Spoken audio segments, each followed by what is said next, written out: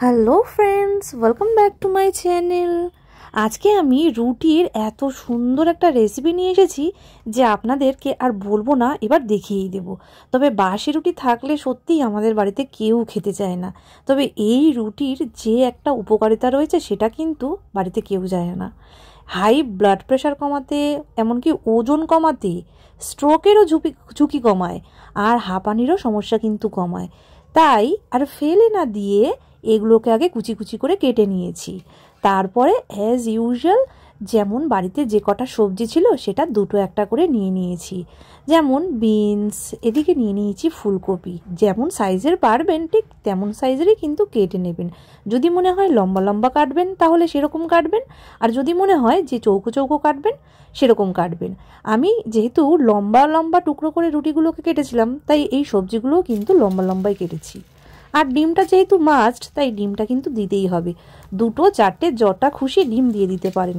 ডিমটাকে ভালো করে এপর ওপর করে মেরে মেরে একেবারে ভেঙে ভুর্জি করে নিয়েছি, একটু লবণ দিয়ে দিয়েছি অবশ্য।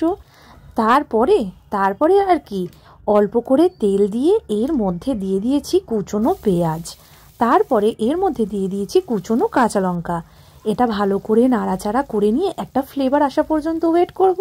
তারপরে একে একে সব সবজি যেমন গাজর, বিনস আর ফুলকপি, এরপরে যদি আপনাদের কাছে ক্যাপসিকাম থাকে তাহলে কিন্তু সেটাও দিয়ে দেবেন, সেটার টেস্টটাও আরও ভালো থাকবে। এরপরে এর মধ্যে দিয়ে দিয়েছি অল্প করে লবণ, অল্প করে হলুদ। ভালো করে নাড়াচাড়া করে নিয়ে এবার গ্যাসের যে ফ্লেমটা আছে সেটা একটু আপনারা লোতে করে দেবেন, যাতে সবজিগুলো একটু তাড়াতাড়ি সেদ্ধ হয়ে যায়। সেদ্ধ হয়ে যাবে যখন খুব ভালো করে, তখনই কিন্তু সয়া সস, টমেটো কেচাপ আর গ্রিন চিলি সস দিয়ে দেবেন। এরপরে এখানে ভালো করে মাখিয়ে নিতে হবে। তারপরে কেটে টুকরো করে রাখা রুটির টুকরোগুলো এর মধ্যে দিয়ে দিতে হবে এবং নাড়াচাড়া করে নিতে হবে একটু সময় ধরে। যখন দেখবেন সবটা কোটেড হয়ে গেছে তখন উপর থেকে ডিমের ভুর্জিটা এইভাবে দিয়ে দেবেন। যা দারুণ গন্ধ বেরোচ্ছে না, আপনারা জাস্ট ভাবতেই পারবেন না। একবার কিন্তু অবশ্যই ট্রাই করে দেখবেন। বাচ্চা থেকে বড় সবাই কিন্তু এটা খেয়ে বলবে খুব ভালো হয়েছে। আপনাদের যদি ভালো লেগে থাকে তাহলে প্লিজ লাইক, কমেন্ট, শেয়ার আর সাবস্ক্রাইব বাটনটি প্রেস করে দেবেন। যদি আপনারা ভেবে থাকেন যে বাসি রুটি খাওয়ার কোনো উপকারিতাই নেই, এটা ফেলে দেওয়াই ভালো, তার থেকে এইভাবে রান্না করাটাই ভালো।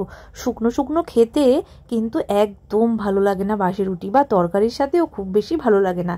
তাই এইভাবে যদি করেন তাহলে বাড়ির সবাই চমকে যাবে। আরও ছোট ছোট টুকরো করলে কেউ বুঝতেই পারবে না যে এই রেসিপিটা কিসের তৈরি করা হয়েছে। তাহলে আজকের মতন এটুকুই। আবারও দেখা হচ্ছে পরবর্তী কোনো রেসিপির সাথে। So bye bye.